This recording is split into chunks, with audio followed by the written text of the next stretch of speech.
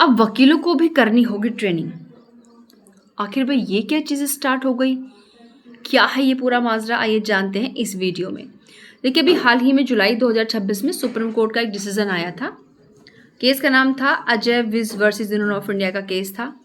और यहाँ पर सुप्रीम कोर्ट ने डायरेक्शन दिया था बार काउंसिल ऑफ इंडिया को कि जैसे जजेस के ट्रेनिंग के लिए नेशनल जुडिशियल एकेडमी होती है उनकी अपनी कैपिटल में, उसी प्रकार से जो एडवोकेट्स होते हैं उनके लिए भी जो है नेशनल लीगल एकेडमी होनी चाहिए जहां उनकी ट्रेनिंग हो सके।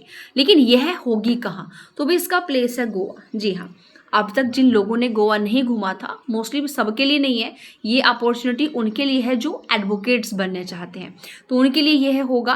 तो यहाँ पर बनाया जा रहा है आपका गोवा में नेशनल लीगल एकेडमी। तो गोवा में आपका जो IIULER है वहाँ पर उसके परिसर में आपका ये नेशनल लीगल एकेडमी बनाई जाएगी। और इसका डिक्लेरेशन किसने किया? तो जैसे मैंने आप लोगों से कहा कि सुप्रीम कोर्ट का एक केस आया था Ajay Vij versus Union of India का जुलाई 2027 में।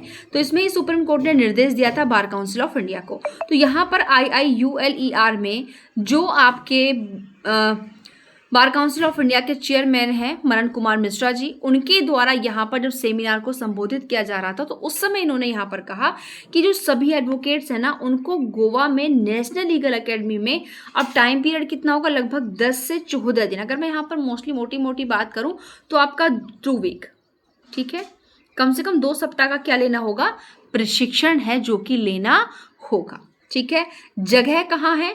तो देखिए परिसर किसका है, IIULER का है। और यहाँ जगह कौन सी है, धारबांडोरा, यह है गोवा के अंदर, जहाँ पर नेशनल लीगल एकेडमी आपकी बनेगी। बनने में 2 साल का टाइम इसको लगेगा। और यहाँ पर टाइम पीरियड कितना होगा, 2 वीक रहेगा। दूसरी बात, इसको बनाने का देखिए मुख्य उद्देश्य क्या है। इन्होंने अपने संबोधन में कहा कि मोस्टली इसको बनाने का सुप्रीम कोर्ट के जो डायरेक्शंस थे उसमें कहा गया कि एक तो पेशेवर दक्षता, यानी कि एक तो प्रोफेशनल जो स्किल्स है उनको बढ़ाने के लिए, उनको सिखाने के लिए। दूसरा, जो आपके एथिक्स होते हैं, ठीक है, जो नैतिक मूल्य होते हैं, क्योंकि किसी भी प्रोफेशन के अंदर सबसे पहले हमको उसकी जो एथिक्स हैं, ठीक है, जो उनकी नैतिक मूल्य हैं उनको सीखना चाहिए। क्योंकि देखिए कोई भी फील्ड हो, एथिक्स हर जॉब के लिए आपके बहुत ज़्यादा ज़रूरी होते, तभी आप एक डिसिप्लिन के साथ उस काम को कर पाएंगे और तभी आप सक्सेस हो पाएंगे।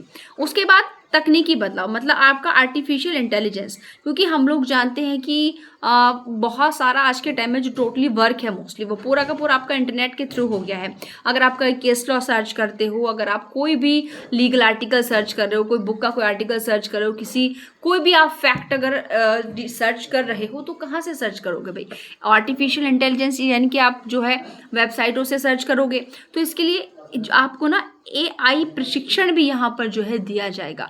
तो प्रेजेंट में एडवोकेट्स को पूरी तरीके से उनके काम में दक्ष बनाना, यानी कि उनकी नीतियों के अंतर्गत परिपूर्ण बनाना, AI में उनको पूरी तरीके से प्रशिक्षण देना, यानी कि एक तरीके से परफेक्ट एडवोकेट बनाने के लिए यह जो चीज़ें स्टार्ट की गई हैं।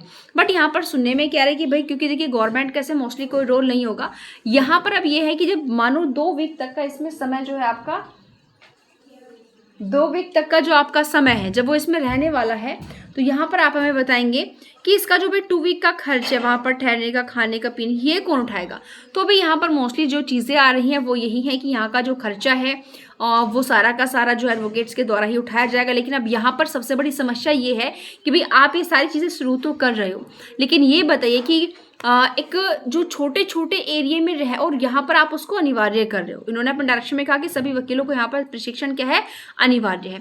तो यहाँ पर बहुत छोटे छोटे दूर दराज से आने वाले जो छोटे छोटे आपके गांव हैं, क्षेत्र हैं, एरियाज हैं, ठीक है, वहाँ का जो व्यक्ति है वो गोवा जाने में उसका जो एक्सपेंसेस होगा, खर्च होगा, उसके अलावा वहाँ लगभग 2 वीक तक उसके ठहरने का जो खर्चा होगा, इस चीज़ को हर कोई व्यक्ति जो है अफोर्ड यहाँ पर नहीं कर पाएगा। अगर आप कोई काम स्टार्ट कर रहे हैं तो कम से कम उसके पहले उसकी रणनीतियाँ और क्या वो जो वर्क आप स्टार्ट करें, जो पॉलिसीज आप चला रहे हैं, क्या हर व्यक्ति उस पर खरा उतर सकता है? इस तरह की सारी चीज़ों को सोच समझ कर ही हमको कदम उठाना चाहिए। बातें बिल्कुल यहाँ पर ठीक है, लेकिन अगर आप वास्तव में ऐसी चीज़ें करना चाहते तो आप क्षेत्र वाइज कीजिए ना। आप हर डिस्ट्रिक्ट के अंदर सेंटर खोलिए, वहाँ पर उनको प्रशिक्षण दीजिए।